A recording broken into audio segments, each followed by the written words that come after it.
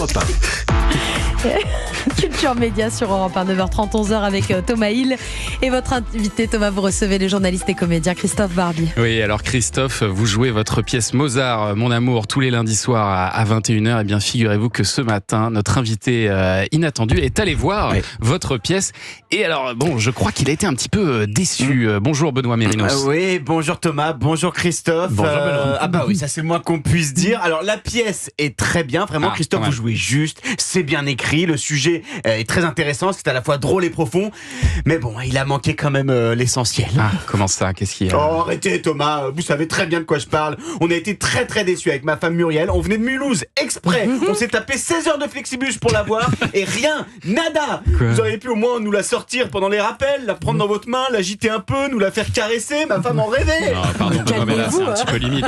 Vos fantasmes ne nous regardent pas. Benoît. Non, mais de quoi? Mais vous n'y êtes pas du tout. Je parle de l'écharpe de Christophe Barbier. Il ne la porte pas une seule seconde sur scène, mais quelle déception. On était en carré or tout devant, exprès, rien, que dalle. On pensait qu'il la mettrait au moins pour saluer à la fin. Même pas. Non, mais Benoît, Christophe est en costume de scène. Il est dans son rôle, celui d'un diplomate autrichien qui, je pense, ne portait pas d'écharpe rouge a priori, n'est-ce pas, Christophe? Non. Bah d'accord, mais attendez, Christophe, mettez-vous à notre place. Et la déception de ma Mumu, en plus avec les 16 heures de bus, elle a les pieds qui ont enflé, c'était plus des orteils, c'était des knacky balls qu'elle avait. Et tout ça pour rien. Voilà. Je comprends, Benoît, c'est vrai que cette écharpe, on y est tous habitués maintenant. Mais oui, mais vous avez lancé une mode, Christophe.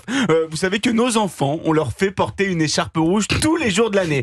Bon alors en automne et hiver, ils disent de rien, mais c'est vrai qu'au mois d'août, en pleine canicule, ils tirent un peu la tronche. Vous avez une astuce, Christophe, comment vous faites pour la porter quand il fait 40 degrés? Elle est rafraîchissante peut-être? Oui, vous mettez un peu d'azote liquide dedans, ça passe très bien. Ah bah voilà. Alors Fabien, ce matin, Christophe la porte son écharpe. Vous devez être un fan heureux là. Non, je suis pas dupe, Thomas, c'est une réplique. Ça se voit, la vraie, il la met pas chez la concurrence. La vraie écharpe de Christophe, un connaisseur la reconnaît à l'œil nu. 63 cm de long, 68 cm de large, 60% cachemire, 40% fil d'Écosse, lavage uniquement à la main, séchage à plat sur une serviette éponge à température ambiante. Là, ça se voit, on est sur du synthétique bon marché. Vous auriez pu mettre la vraie quand même ce matin, celle que vous aviez à la naissance. Comment ça, à la naissance? Non, vous saviez pas?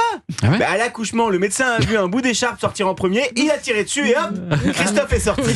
Je confirme, c'est tout à fait ça. C'est complètement dingue cette histoire. C'est fou. Et Christophe, vous êtes un peu à l'écharpe, ce que le commandant Cousteau est à son bonnet, ce que Gainsbourg était à ses gitanes, ou encore ce que Gabriel Attal est à son cartable pas de patrouille. Alors, juste avant de rejoindre ma Muriel, est-ce que vous pouvez regarder me dédicacer cette écharpe? Elle est magnifique, regardez.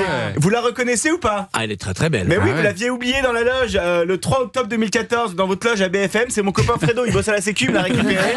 Alors c'était après un débat animé, visiblement.